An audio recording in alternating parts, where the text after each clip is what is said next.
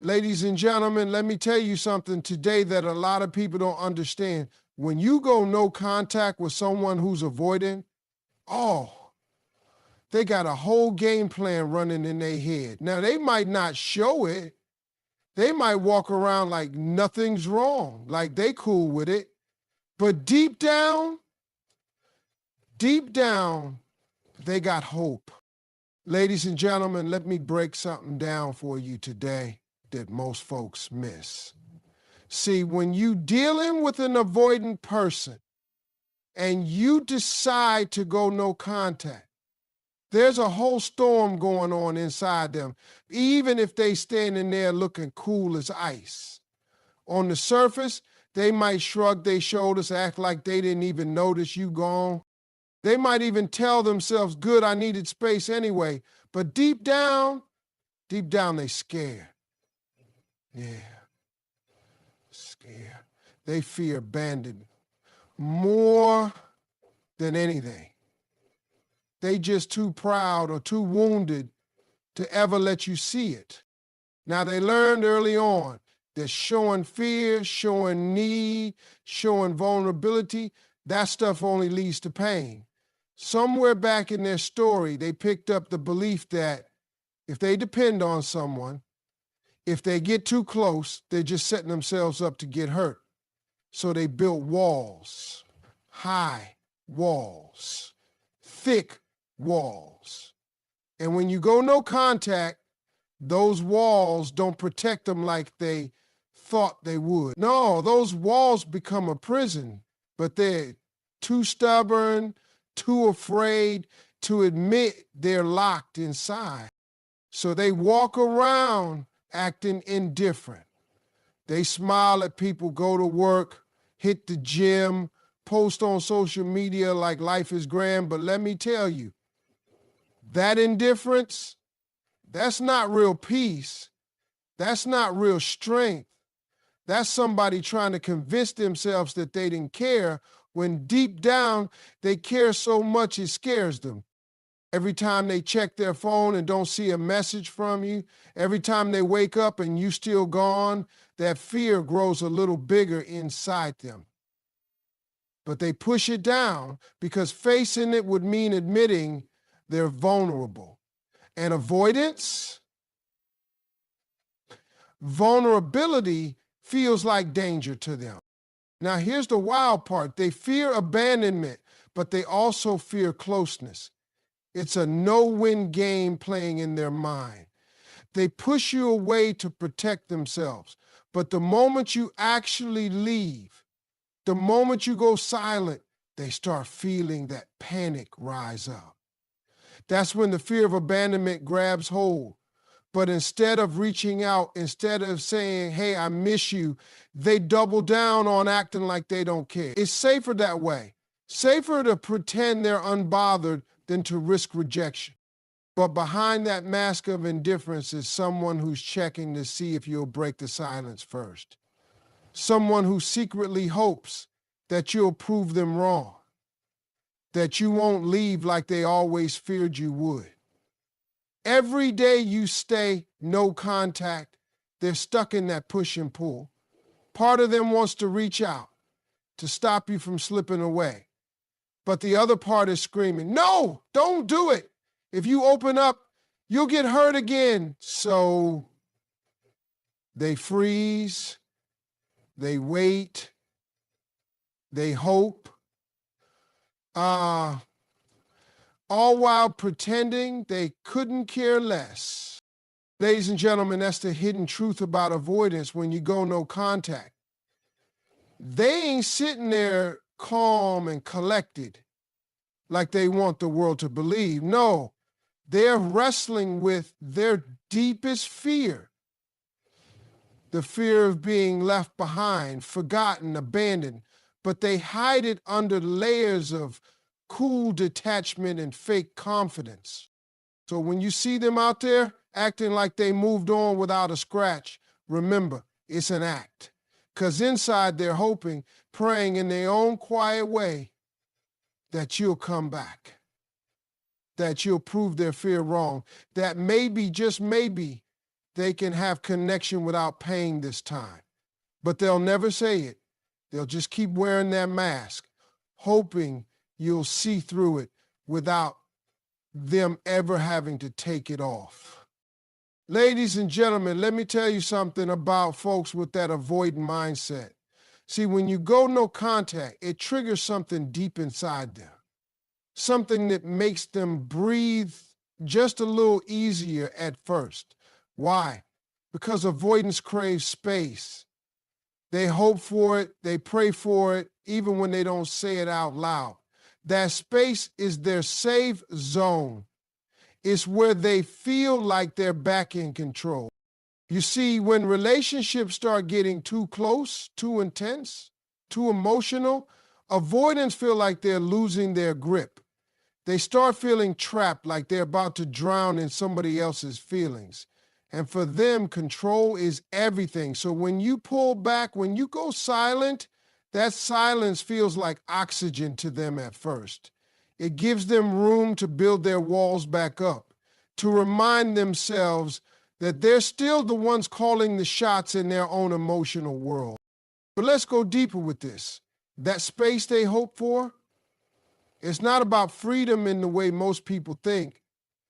It's not about wanting to go out and have a good time, living carefree and wild. No, for avoidance, space is about survival.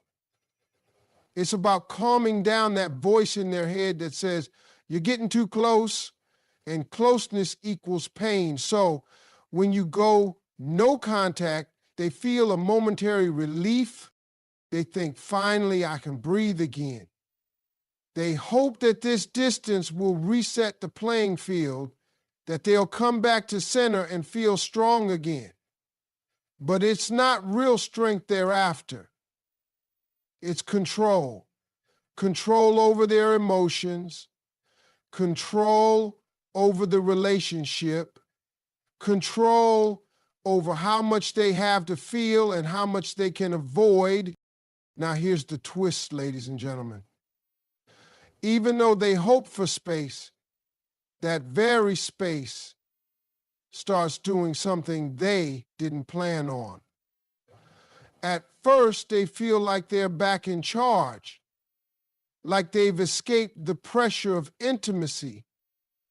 But day by day, that space starts to stretch. And while they're sitting there, trying to convince themselves they're fine, a little voice creeps in whispering, what if they don't come back?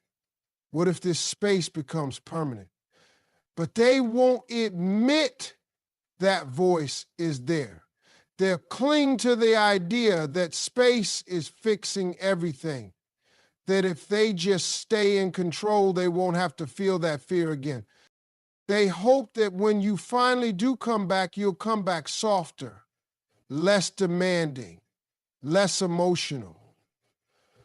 They hope you'll return on terms that don't challenge their comfort zone. Because that space, that control, that's their armor. They think that if they can just keep that distance, they can have the relationship without the risk. They hope for a version of love that doesn't require them to be vulnerable. And that's why they secretly celebrate when you go no contact, at least in the beginning. It fits perfectly into their pattern. Pull away, gain control, feel safe again. But here's the thing. The longer the silence goes on, the more that hope starts to shake. Because deep down, they know that control is an illusion. They can't really control your heart. They can't really dictate whether you come back or not. And that realization starts to chip away at their cool exterior. But still, they hold on. They double down on the hope that space is the answer. That if they just stay detached long enough, everything will fall back into place without them ever having to face their fears head on. So when you go no contact, avoidants hope for space because they believe that space will put them back in the driver's seat. They hope that distance will make the messiness of emotions disappear, that it will restore balance in a way that keeps them from feeling too exposed. And while they sit in that space, clinging to control like a life raft, they silently hope that when you return, you'll let them stay wrapped up in that safety without asking them to step out of it. That's the battle they fight every single day, even if they never show it on their face. But ladies and gentlemen, let's talk about something real today. See, when you go no contact with an avoidant person, you're not just giving them space. You're feeding a belief they've been carrying for years, maybe their whole life. That belief says emotional distance is the only way to stay safe.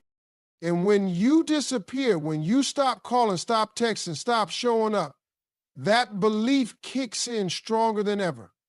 In their mind, they tell themselves, see, this is what works. When I keep people at arm's length, when I avoid feelings, when I stay distant, I stay safe. And they cling to that like it's gospel truth. It makes them feel like they're winning, like they've dodged a bullet by keeping their heart locked up tight. Because to them, getting too close has always meant danger.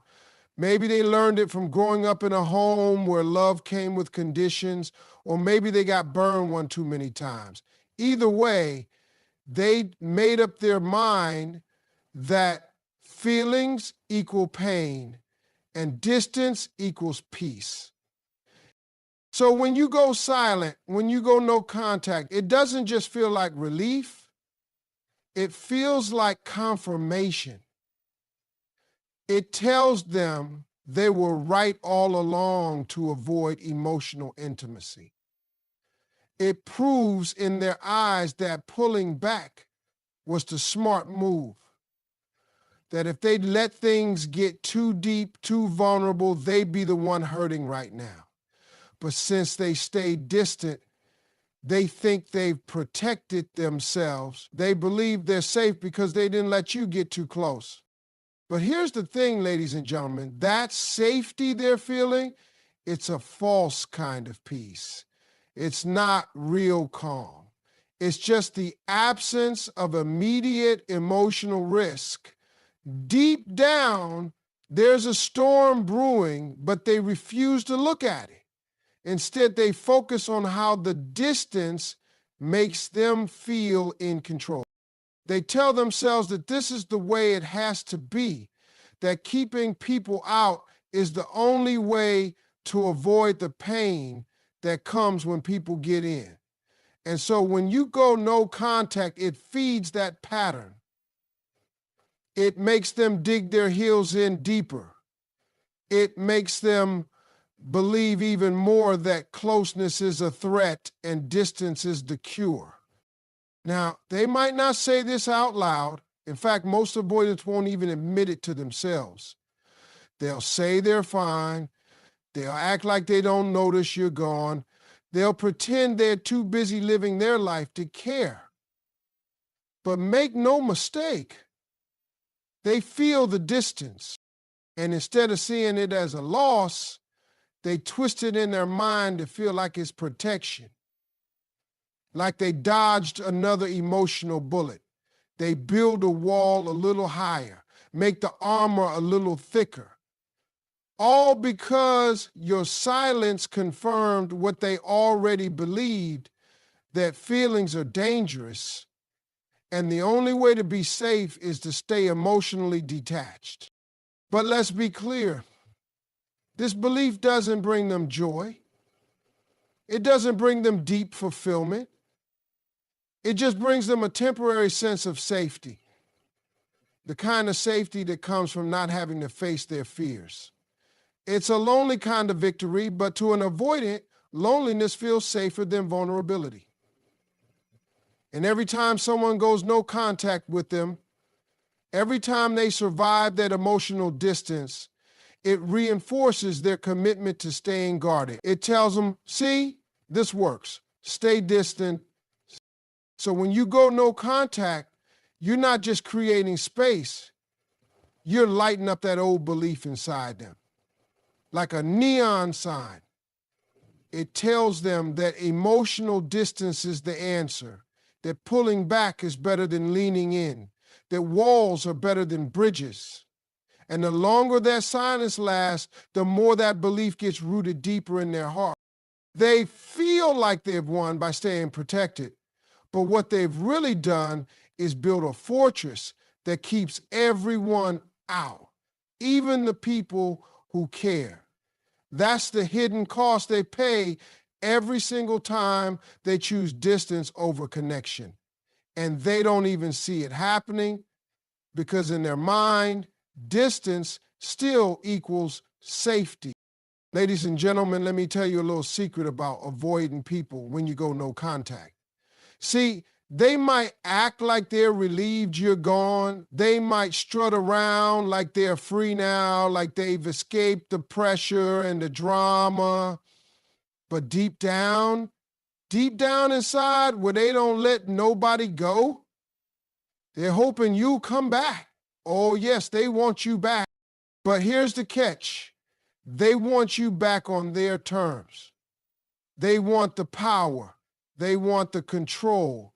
They want to feel like they called the shots, not you. Because for an avoidant, love has always been a power struggle between staying safe and letting someone in. And when you go no contact, it scares them and soothes them at the same time. They hope you come back, not because they're ready to open up or change, but because your return would mean they didn't really lose you. It would mean they still have the upper hand. It would confirm their belief that they can keep their walls up and you'll still come knocking. See, they're sitting there secretly waiting for that message, that call, that sign from you. They're hoping you'll be the one to break first so they don't have to. Because reaching out, that feels like surrender to them. That feels like vulnerability. And vulnerability feels like danger. So they sit and wait, acting cool, but their mind is racing with little fantasies about how you'll show back up, how you'll apologize, how you'll be softer this time, less demanding, less emotional. Because in their heart, they want connection. They just want it without the risk. They want love without the vulnerability. They want closeness without the fear of getting hurt. So they hope you come back, but they want you to come back in a way that doesn't challenge their walls. They want you to make it easy for them to stay guarded while still feeling wanted. That's the dance they're always doing. Pulling you in just close enough to feel desired, but pushing you back before it gets too real. So when you go no contact, it throws them into a spin. It makes them hope you'll return, but also hope that when you do, you'll play by their rules this time. They dream about you showing up and say everything they want to hear, but without asking them to open up in return. They want you to reassure them that you'll be there no matter how distant they get, no matter how many times they push you away. They want unconditional loyalty without having to risk emotional exposure. So their hope isn't just that you come back, it's that you come back and make it safe for them to stay in their comfort zone. They want the benefits of love without paying the price of intimacy. Now, they might not admit this. No, they'll never say it out loud. They might even convince themselves they don't care if you return. But if you could crack open their heart and see what's really going on, you'd see that silent wish burning in there. That hope that you'll reappear, that you'll chase them one more time, that you'll prove they're still wanted even when they refuse to give you the closeness you crave, because that's how they protect themselves, by making love a game they can win without having to get vulnerable. So while they're sitting in that silence, pretending they're fine, they're actually hoping you'll break first. They want you to bridge the gap, but they want to stay on their side of the wall. They want connection, but only if it doesn't force them to face their fears.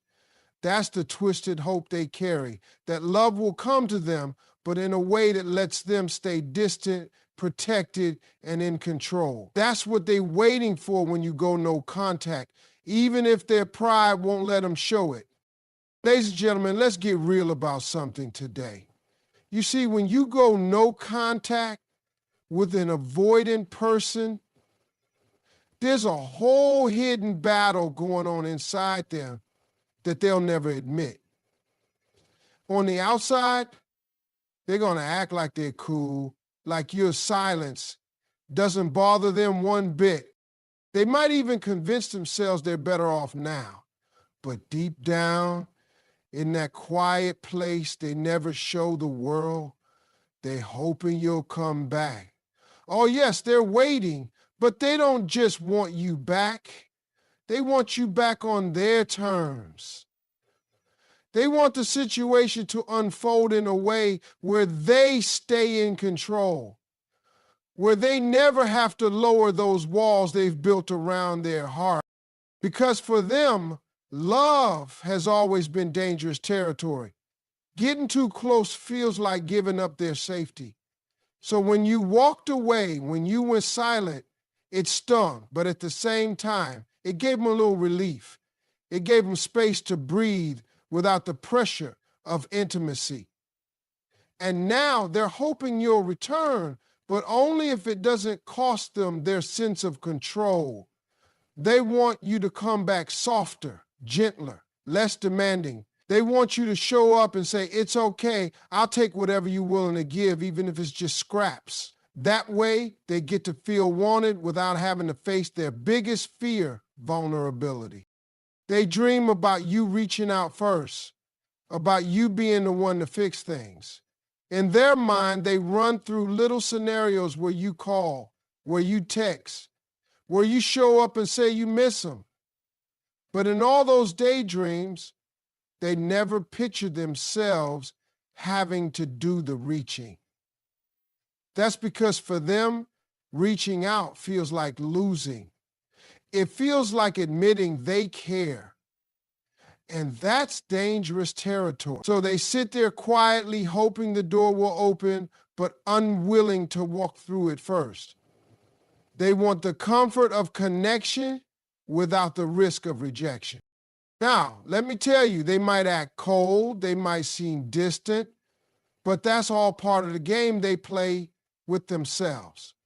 That distance is their shield, and they hope that when you come back, you'll let them keep that shield up. They want you to tiptoe around their walls, never asking them to tear them down, because in their world, love should feel safe, and safe means no vulnerability, no exposure, no real emotional nakedness. So while they secretly hope for your return, they're also terrified that you might come back and expect them to open up, to be different,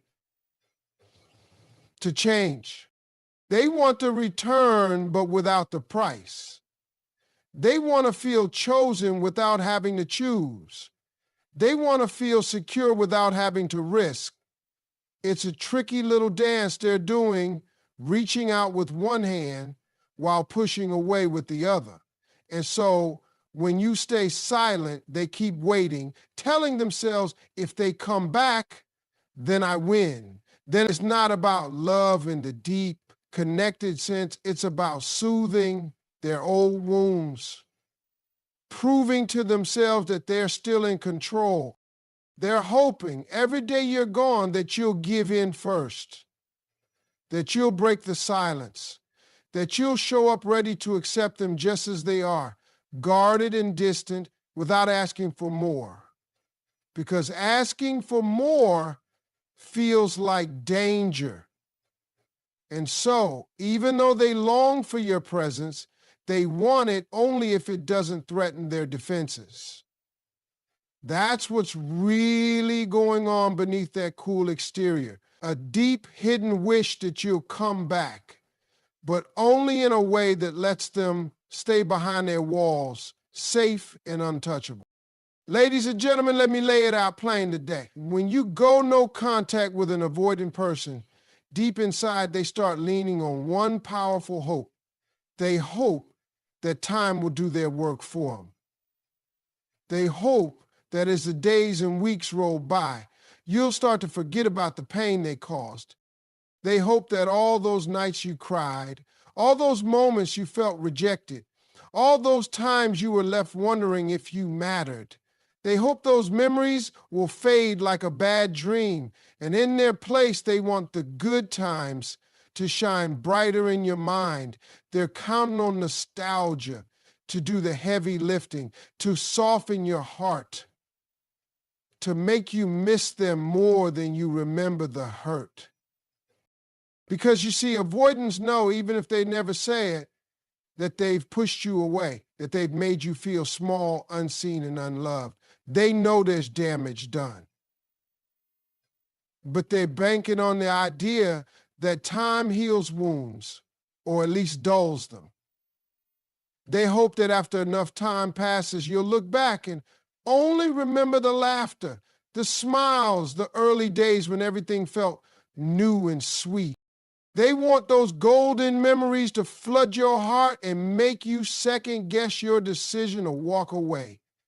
They hope you'll start saying to yourself, maybe it wasn't so bad. Maybe I overreacted. Maybe I should give them another chance. And why do they hope this? Because they know they're not ready to face the hard conversations. They're not ready to own up to the pain they've caused. They're not built to sit in discomfort and talk about feelings. So they lean on time like it's their best friend. They hope that if they just wait long enough, the storm will pass and you'll come back calmer, softer, more forgiving. They're counting on you forgetting how lonely you felt when they shut you out, and instead remembering how warm it felt when they let you in. Even if it was only for a little while. In their mind, time isn't just healing you, it's cleaning the slate for them.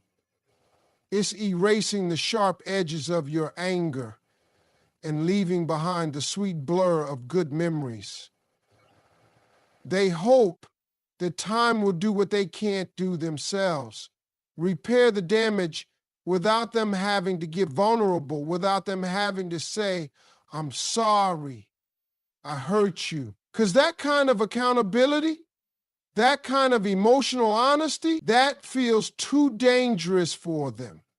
So they sit back, silent, distant, and let the clock tick, trusting that your heart will soften before theirs ever has to open. And they also hope that time will make you question your own feelings, that maybe after enough days apart, you'll start blaming yourself. You'll start thinking you were too sensitive, too needy, too emotional. They hope that distance makes you forget that it was their avoidance, their fear of closeness, that created the pain in the first place. They want you to come back ready to focus on the good, ready to minimize the bad, ready to try again, but this time without asking them to change.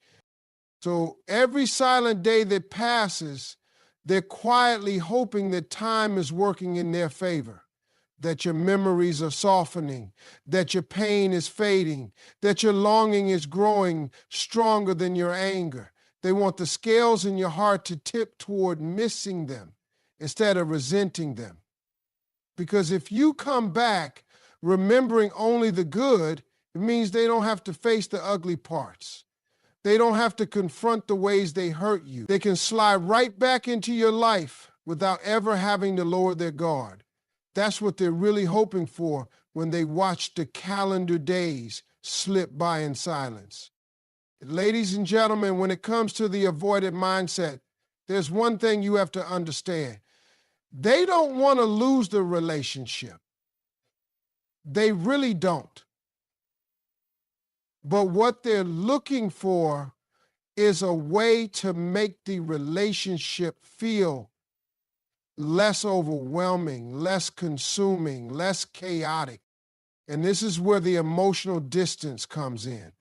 When you go no contact, it feeds into their deepest hope that if they just keep enough distance, the relationship will become more manageable, less demanding, and most importantly, safe.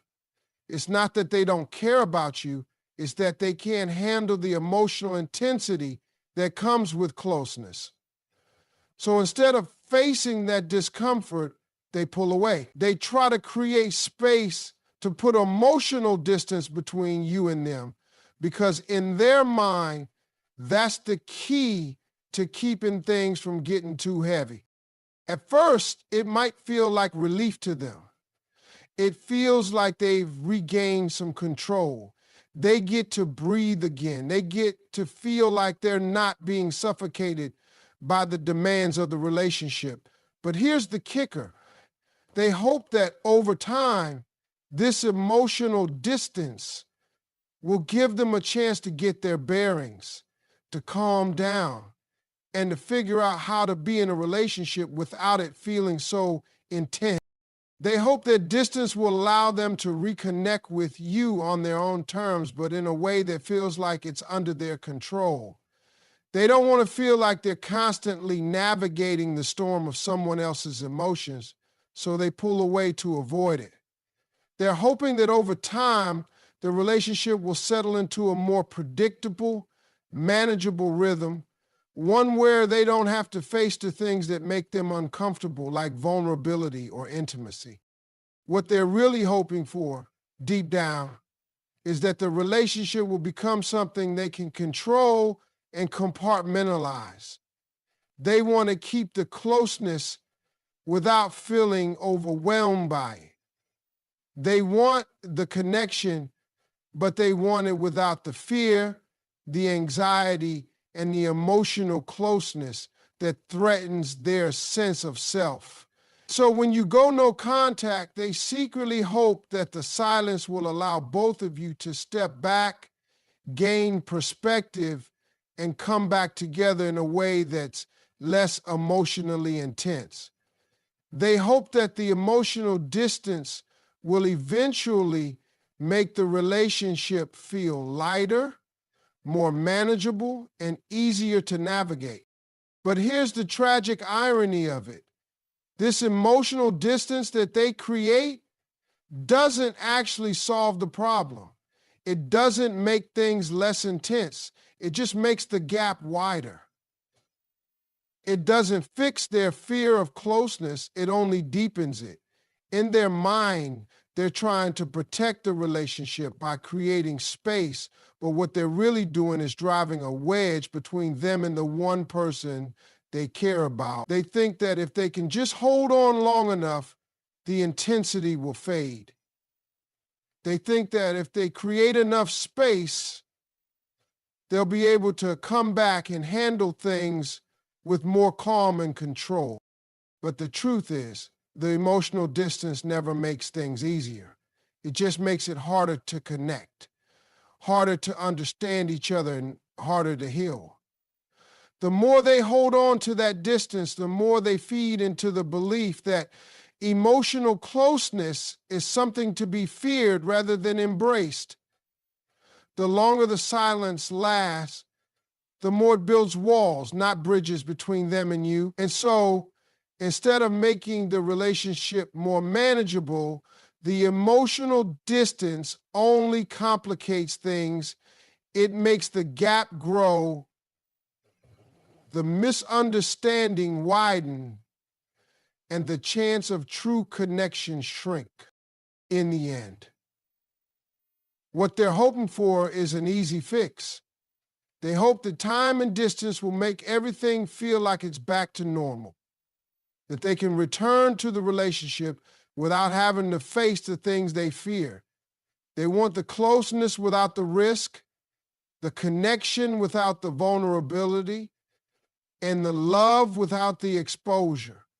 They want to manage it, to control it, to keep it from ever feeling too intense. But the reality is, relationships require vulnerability, and vulnerability requires closeness.